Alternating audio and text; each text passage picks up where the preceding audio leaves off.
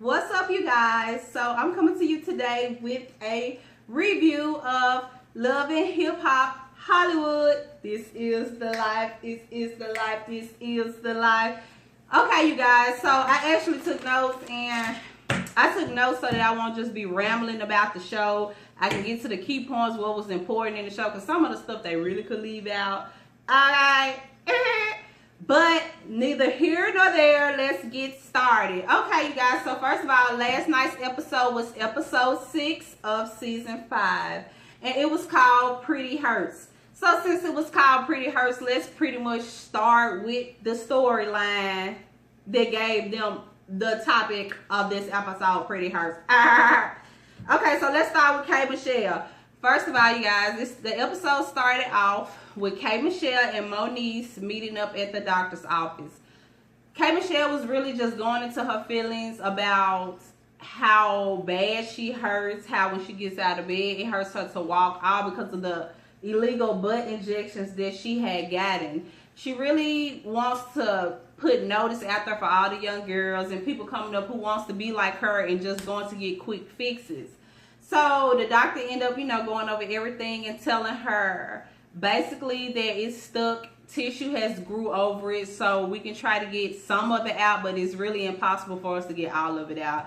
It was kind of emotional because she started crying. And, I feel kind of bad for her. Well, I feel bad for her because it's, people go through so much things just to be pretty in someone else's eyes.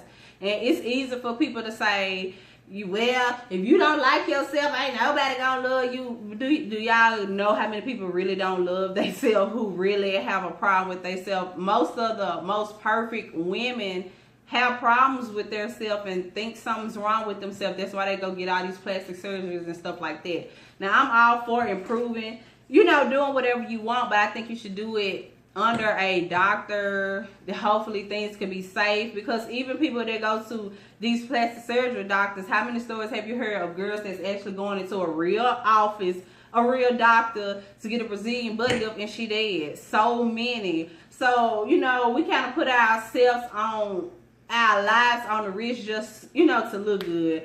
So, I understand that because as a woman, I have self-confidence problems where I think I'm the shit now. But, I always have, and it's just because of the magazines and stuff like that. And I'm sure I'm not the only one. I know I'm not the only one. Plenty of the celebrities that most girls look up to have issues with their self. So, we look at people and think, oh my gosh, she looks so amazing. And oh my gosh, she has this and has that. And y'all, them people be going through hell. Okay. So everything that glitters ain't gold.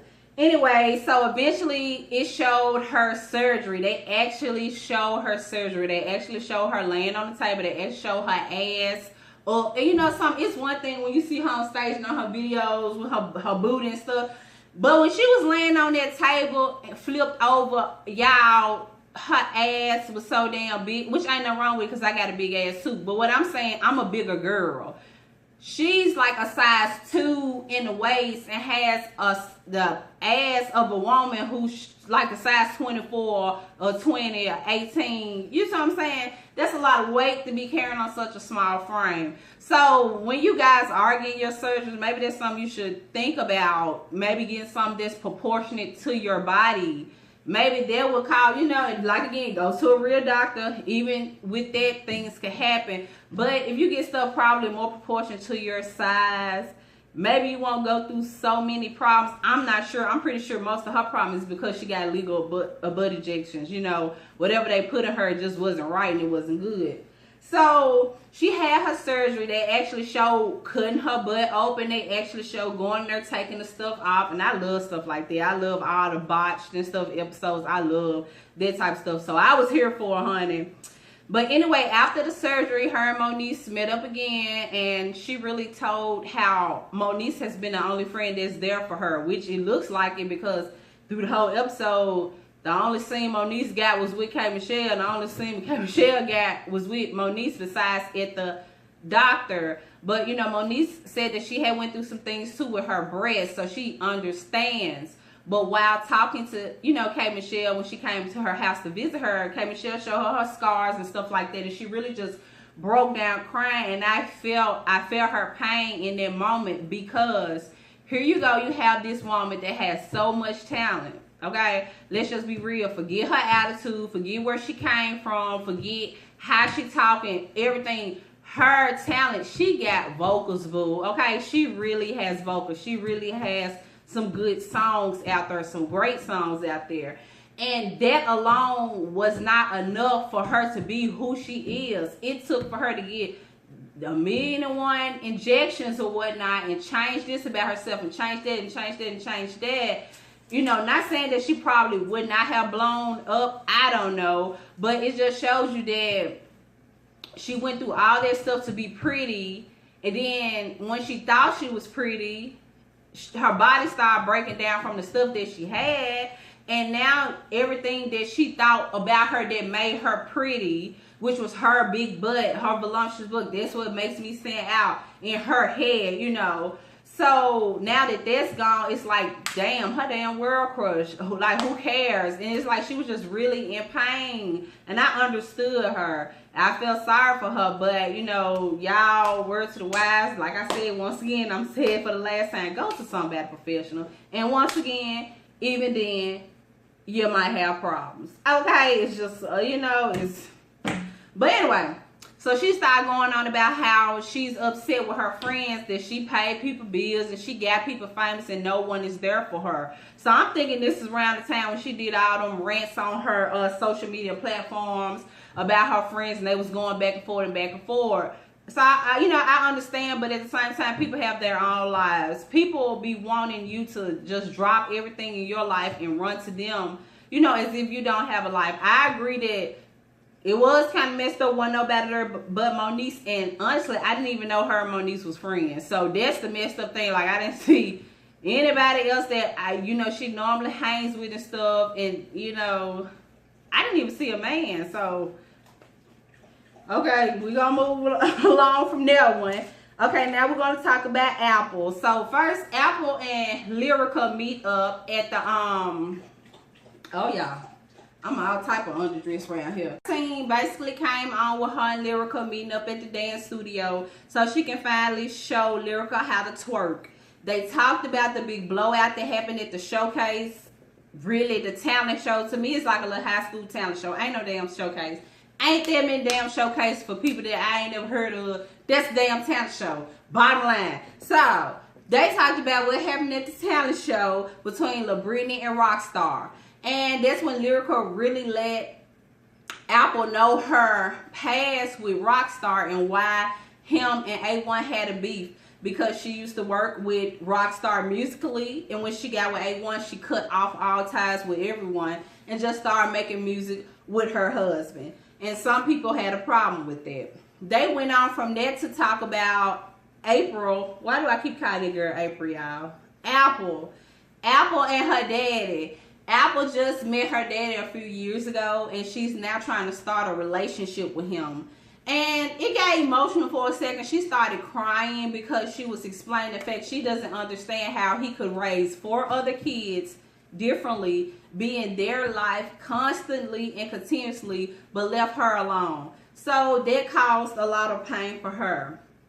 And, you know, that is messed up. I never understood men like that either. How do you have a child with this person and not be in that child life, but you go out and have other kids and be in their lives, or you get with somebody who got kids and you take care of their kids, but your child is crazy. I can't understand it. I don't care how many sandwiches I eat, I still won't be able to understand it. It just does not make sense. But it happens every day. It's been happening for years, before my time, before your time, and before their time, okay? And it's going to keep happening, unfortunately.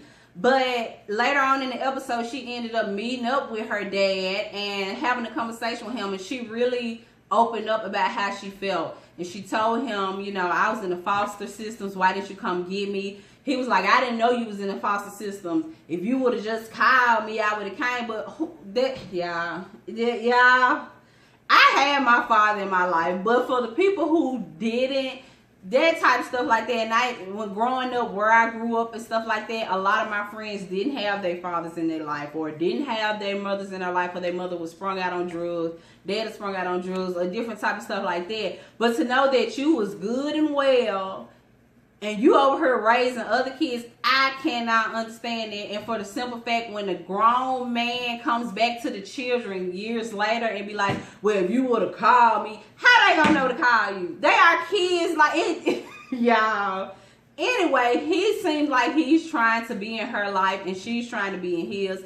He even said that he believed that counseling would help them and that he's willing to pay for it. So I wish them the best of luck in their relationship. I'm really glad that she finally found her father. I'm glad that he's opening up and he's at least trying, you know, to start a relationship with her. And I'm glad that she's being adult enough to open up and accept him and try to start a relationship with him. Moving on. Rockstar, y'all. If Rockstar ain't no doggone clown, is it me? Like, that dude is a clown. Every time I see him, I bust that laugh. It's just funny. He's so loud and over the top, and he really has no type of filter. Yeah, that dude right there is so crazy. So we have reintroduced Amber on this episode. I don't know if you guys remember Amber seasons back when she was cheating with Cisco. I think when Cisco was talking to Mariah Lynn, or I don't know, y'all, they recycle these relationships so many times and switch up so many people. It started getting a little fuzzy in my head, but I know that she was messing with Cisco. I can't remember who he was going with at the time. It was one of them. One of them that ain't on there no more. So basically, or you know something, that was New York. Yeah, right? Y'all, I don't know. They be switching them and throwing them back and forth so much, I can't remember. But she's now reintroduced herself as Amber Diamond.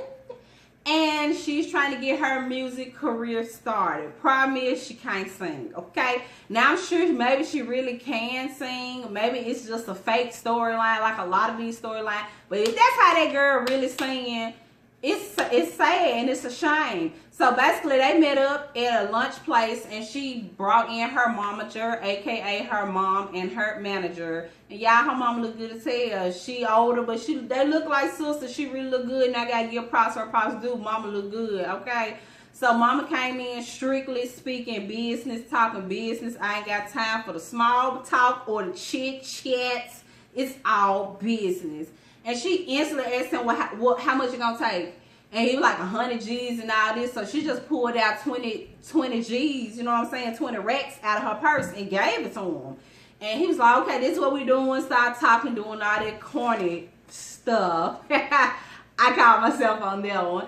And he basically like, well, you know, you give me the other 20 when I'm done. That's for a record. So $40,000 for a record. So mom was like, cool. They end up meeting up at the studio, and she can't sing, or either she was playing, she wasn't putting any effort in it, wasn't trying at all. So what I got from it is that she can't sing. But he said that after he tuned it up and auto-tuned all this stuff, it'll sound better. I actually YouTube the song, and it actually does sound better. I don't know if she was singing better or if they really fixing up people's vocals like this. Because y'all, she sounds so bad, and it's just a waste of money to me because she sounds horrible. If that's really how you sound without all that stuff, what are you going to do when it's time to perform on stage? Sound like half of these people out here? That's why we really don't have good music anymore. Okay. Moving on. Let's talk about Paris, Nikki, Tiara, and Akbar. Now, Tiara and Akbar was not in the scene of this episode anywhere, but Paris, looks like to me, Paris' storyline is really like the Carly Red storyline. She messy as hell. Ain't nothing wrong with it, but it's over the top. You just got on her. This your first season. And I can't even keep up with all the shit she done been in already. But either way, that's what she doing on her. But if she keep that up, she will keep her a spot on the show because Carly Red is still going, baby. Carly Red is still going over there at Atlanta. So if she Carly Red this out, she might be all right. She just might be. So Paris, Brooke, and Bridget meet up at the salon. And Brooke was talking to Bridget about her and the Marcus situation. Y'all, this is what I think about the Marcus and Brooke situation. Okay, that's what I think about it. It's so crazy and it's fake. It's almost like she's doing some good acting, but it's kind of like you gonna force the man to propose to you. You make your own self a fiance. You barge in on his relationship with someone else. Now both of them talking about they want to be together. It's y'all, whatever. They really could go without that whole storyline too. Just take it and throw it away. Throw the whole damn storyline away. Throw the whole damn characters away. Okay? Can we get somebody else from the back of the bus? Please. Okay, but anyway, Paris and Bridget and Brooke was talking, and Brooke basically just went on and told her, like, look, I know Akbar. I've been knowing Akbar for years. Akbar is the homie. He tried to get down on me, and I saw him and his other old lady a few weeks ago. She pulled out the phone. Is it this one, the fiance from last week's episode? No, it's another girl. So now Paris done went undercover to the girl's gym, which is also Akbar's gym. And she went in, of course, as she usually do, to find out information on someone else's business. And she got it. She really didn't have to ask. She just like, oh, well, how long you been doing this? And is this why do you name your place that? And basically, they was like, well, this is me and my boyfriend's, my man's place. That's the name of his company. He does music and stuff. And she was like, oh, really? What's his name? She was like, oh, his name's Akbar and all that stuff. No, so she really didn't have to ask him nothing, ask her anything. By this time, Nikki Baby is walking in. And, you know, Paris hit her with a, yeah, yep, it's true. That's her man. And she was like, who, Akbar? And she was like, yeah, that's her man. And the girl basically like, hold up, nah, what's going on? You know, they come with her like, look, he's going with our friend Tiara Marie. She doesn't know anything about you. And we're trying to find out so that she won't be hurt. The girl knows everything about Tiara. She knows that she's driving one of their cars. She knows that Akbar has a wife and she is number 2 to the wife. She has no problem. And one thing I know is about both of these women is that they stand up for him. So whatever he's doing to them and saying to them, they happy with their relationship and they know about her. So now it seems to me that Tiara knows about them. So we already know how this unfold because of the blogs and stuff like this. But to me it seems that how could you not know about them and everyone knows about you? So now, next episode, I guess they will be telling Tiara and they're going to boom in on the girls and the girls, all this stuff like that. Crazy, I know, but that's the storyline. And y'all, that's another thing with social media, mess up so much stuff that we know half of the stuff that's going to be on. We know the whole show before the show airs. We knew everything about K. Michelle, but we knew about her going off on her friends. We knew how she felt about her friends all before this. We know about Tiara Akbar. We knew that Ray J was cheating. And now I did know about the Lyrica and Safari stuff. That's a 5 story, like, okay? And that's why Lyrica and Safari have been the number one storyline on this season. So that's who I'm going to talk about next. I had to say the best for last, baby. A1 and Lyrica relationship with, yeah.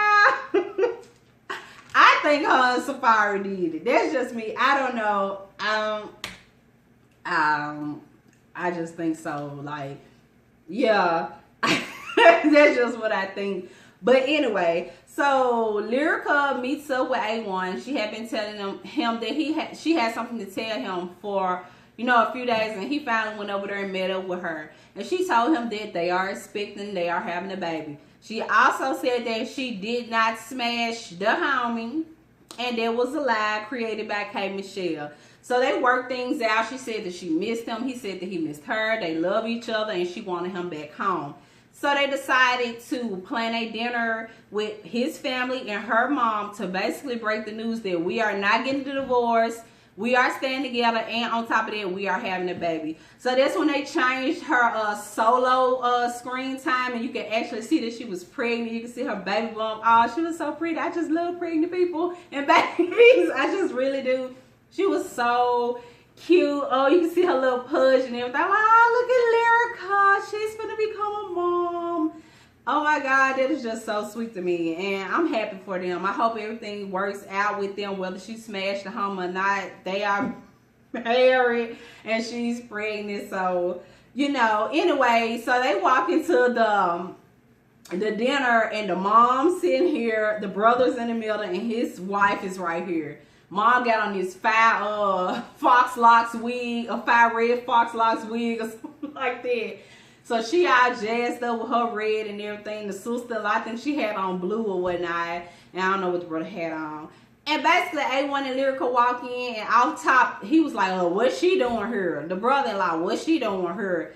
He was like, this is my wife. They were like, well, we thought y'all was getting a divorce. The sister-in-law starts talking about how she called me, and she be talking bad about you and saying she don't be getting no loving, and you don't be coming at home. And she was like, well, I wasn't getting loving, and he wasn't coming home. And then the brother and mama start calling Floyd Hollywood. Is that his name, Floyd and Lloyd? I don't know. One of them named Lloyd, one of them named Floyd. Start telling him he Hollywood. I think his name Floyd. A1 is Floyd. Tell him he Hollywood and he ain't been acting right ever since he been with her. So they didn't even get a chance to tell these people, hey, we're expecting a baby. This is happy news. It just went left off top. They started throwing so much criticism and stuff at A1 and Lyrica. Y'all, that really was sad though. I bet that's hard.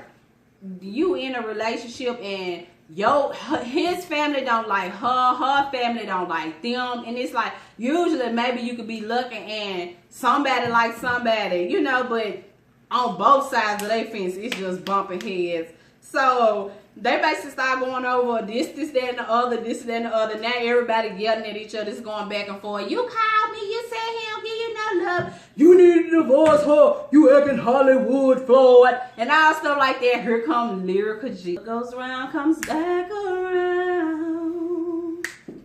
So be careful what you do. You guys, I love Lyrica G so much. If you guys haven't checked out her song, please check out her song, y'all. The lady got vocals for days. I love me some Miss Lyrica G, okay? So instantly after that, she walked in and she's, what's going on? What's going on? The sister like, I just come in here. What's going on? Y'all, she got up, started swinging. Lyrica picked up a chair, and that was the end of the scene. Y'all, I promise y'all, I love this show so much. It's so messy and there's so much stuff that goes on. I don't have to have any mess around me because all I have to do is turn to VH1 and there go the messiness. I do wish A1 and Lyrica the best. I hate that they family just really don't like each other. Never have. And it looked like it never will. And they're actually about to bring a baby into this world with people that don't like each other. But the preacher do say when you marry each other, it's y'all. You break off from your family, you break off from your family, and y'all become your own family in one. So hopefully their love and stuff will get them through it. And I can't wait to see how cute this baby is, because Lyrica knows she's a cutie. Okay, I cannot wait to see this baby. So you guys, drop down in the comments and let me know what you thought about this week's episode. Please like and subscribe to this video. I will be coming back with more TV reviews, and I will make sure I keep posted with Love and Hip Hop every week into the reunion. So until the next time, see you later.